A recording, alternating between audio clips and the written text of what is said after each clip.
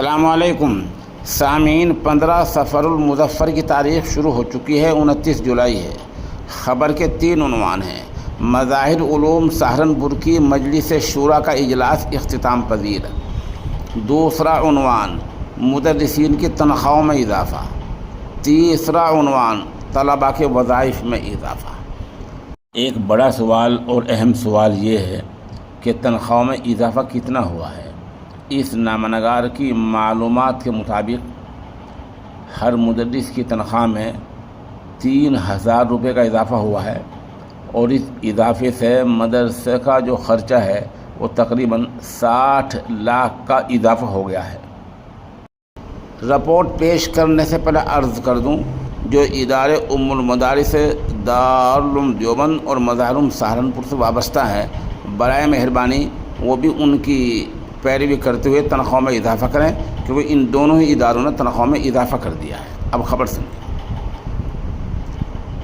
مغربی اتر پردیش کے ضلع سہارنپور کے شہر سہارنپور میں واقع مظاہر علوم کے تعلیمی، مالی اور دیگر انتظامی امور کو طے کرنے کے لیے حسب معمول شورا کا اجلاس مدرسے کے دارالمشورے میں منعقد ہوا۔ اجلاس کی صدارت حضرت شاہ حکیم محمد کلیم اللہ نے کی، اور بحیثیت سیکریٹری مدرسہ مولانا مفتی سید محمد صالح نے اجلاس کی کارروائی چلائی۔ تلاوت قرآن مجید سے اجلاس کا آغاز ہوا۔ سب سے پہلے سابقہ کارروائی کی خواندگی کے بعد پیش آمدہ مسائل پر غور و خوض کے بعد ارکان شورا نے اس کی توثیق کی۔ رکن مجلس شورا مولانا محمد عارف ابراہیمی، مولانا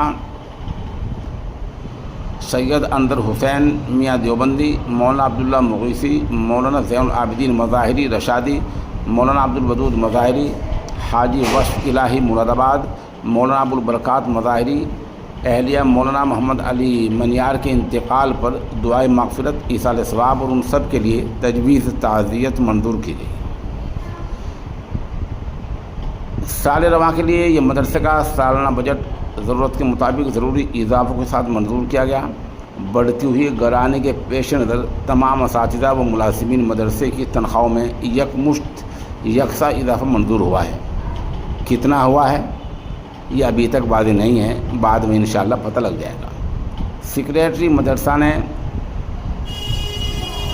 رپورٹ پڑھ کر سنائی، جس کی ارکان شورا نے توثیق کی۔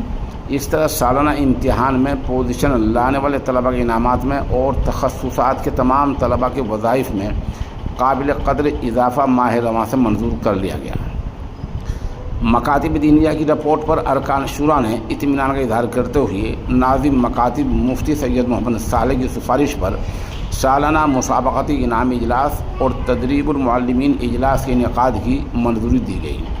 عرض ہے کہ جب مکاتب دینیہ کے لفظ بولتے ہیں تو جہاں اور جگہوں پر مظاہروں کے مکاتب ہیں، وہاں ہریانہ پنجاب میں بھی ماشاءاللہ بڑی تعداد میں مکاتب اپنا کام انجام دے رہے ہیں۔